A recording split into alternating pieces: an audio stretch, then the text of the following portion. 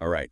Get ready to dive into something kind of wild today. We're talking about how saying 6 specific words before you drink water can actually, like, shape your reality. Whoa. It sounds crazy, I know, but, Mm. we love to explore these kinds of things. And, I mean, you're probably already familiar with, like, affirmations and manifestation, right? Yeah, definitely. So this is, like, taking that to a whole new level, supposedly, based on Buddhist teachings. Mm-hmm.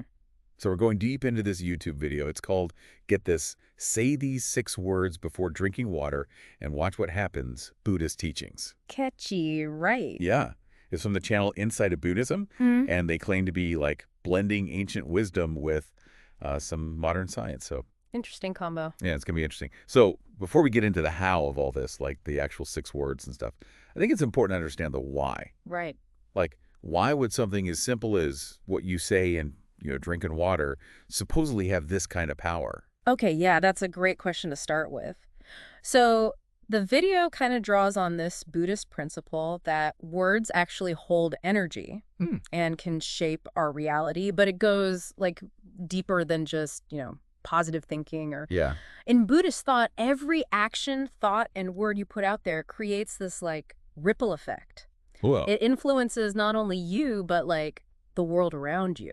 Oh, wow. It's kind of like karma, Okay. but with more of a focus on like the vibes, the energy of language. Interesting. Okay, so it's like it's got this deeper philosophical layer than just your typical, s- speak it into existence kind of mantra. Totally. But okay, then how does the water fit into all this? Like, are we chanting over a cauldron here? Haha. Not quite a cauldron, but the video really emphasizes water as this like transformative element. Oh, interesting. Yeah, and that's actually a pretty common idea in a lot of spiritual traditions. Yeah. But specifically in Buddhism, water, it represents the pure, like receptive state of the mind. So think about it.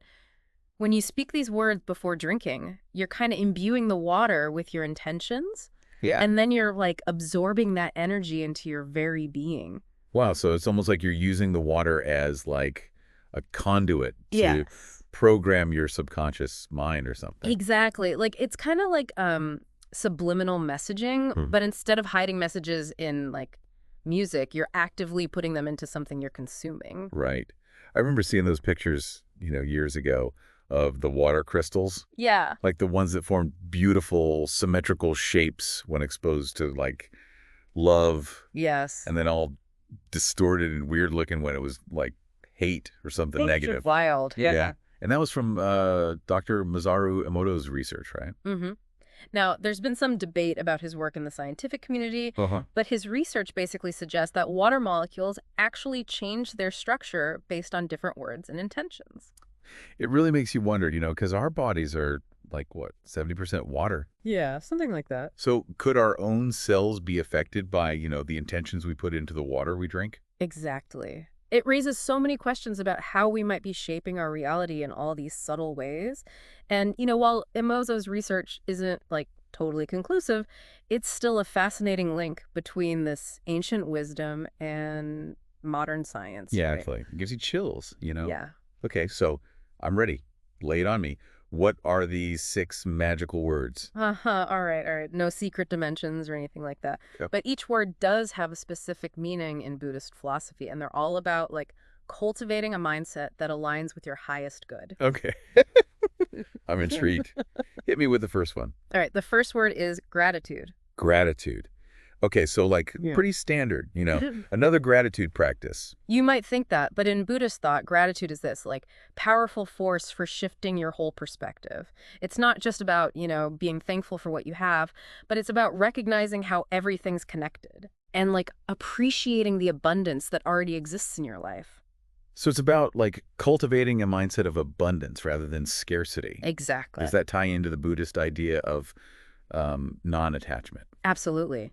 By focusing on gratitude, you like shift away from that grasping and clinging to desires. Instead, you open yourself up to receiving whatever the universe has for you. Oh. You start to trust that you're already supported and provided for. So instead of like desperately wishing for things, it's more about becoming receptive and allowing abundance to just like flow to you. Exactly. It's a subtle but powerful shift. Interesting. Okay, so what's the next word on this reality shaping list? The second word is love. And again, this goes beyond just like romantic love. It's about cultivating loving kindness and compassion, Right. not just for yourself and those you're close to, but like for all beings. Yeah. It's about expanding your capacity for empathy and connection. It's like that saying, love is the answer. But it's not just a feel-good sentiment here. It's an actual practice. Yeah, Cultivating a specific kind of energy. totally. And this is where the idea of vibrations comes in. In Buddhist teachings, love is considered the highest vibrational energy. Hmm. And by embodying and expressing love, you raise your own vibration and attract more positivity into your life. Okay, so we got gratitude and love, two pretty universal concepts. Yeah. But I'm curious how the rest of these words build on that foundation. Yeah. What's the third word in this 6-word mantra? Okay, so the third word is peace. But it's not just the absence of conflict. It's about cultivating a deep sense of inner peace. Ooh, okay. That stillness within that remains undisturbed even when life gets chaotic, So it's about finding that center, that calm within the storm, rather than waiting for external circumstances to be peaceful. Yes, exactly. And that inner peace is really essential for manifesting your desires, because when your mind is like cluttered and agitated, Yeah. it's hard to connect with your true intentions and attract what you truly want. It's like trying to listen to a quiet song in a noisy room. Yeah, perfect You analogy. need that inner stillness to really hear it. I'm starting to see how these words like build on each other, creating a powerful foundation for intentional living. Absolutely. Each word reinforces the others, and it creates this like synergistic effect Ooh. that boosts your ability to shape your reality. But we're only halfway there. Ready for the next 3? Hit me with them. I'm hooked. All right, let's keep going with this deep dive then. Okay, so the next word is it's health. And at first glance, it might seem pretty straightforward, Yeah, totally. Like, who doesn't want good health? Right, exactly. But when you look at it within the context of this whole ritual, it takes on a deeper meaning. Okay, so it's not just about like wishing for a six-pack or never getting sick, right? There's got to be more to it. Exactly. You see, Buddhist teachings really emphasize this interconnectedness of mind, body, and spirit. So health in this ritual isn't just about your physical well-being. It's about like achieving harmony between all 3 of those aspects. So it's about recognizing that like how you're feeling mentally and emotionally can actually directly impact your physical health and vice versa. Precisely. It's all connected. It's about cultivating this like mindful awareness of your thoughts, your emotions, even your actions, because they all contribute to your overall well-being. Okay, so it's not just about like eating your veggies and hitting the gym. Right. It's a more holistic approach. Exactly. And so by speaking health before you drink, you're basically like affirming this holistic view, and you're aligning yourself with a state of, vibrant well-being on all levels. It's like planting a seed, not just for a healthy body, but a healthy mind and spirit as well. I love that analogy. Yeah, that's a great way to think about it. Okay, cool. 2 more words to go in this mystical mantra. Mm-hmm. What's next? The 5th word is prosperity. And this one tends to like really get people's attention because they immediately think of money and materials.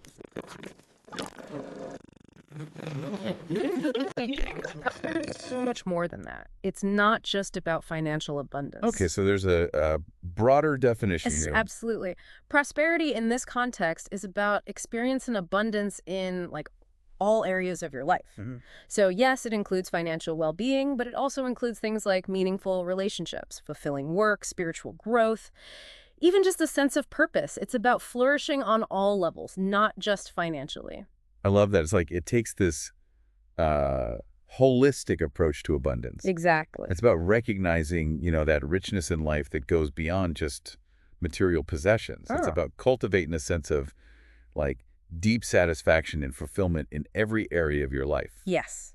And by speaking prosperity before you drink, you're basically aligning yourself with this like expansive view of abundance, inviting it to flow into every aspect of your life. So it's about recognizing that you're worthy of receiving blessings in all forms. Exactly. Not just, dollar bills. Right.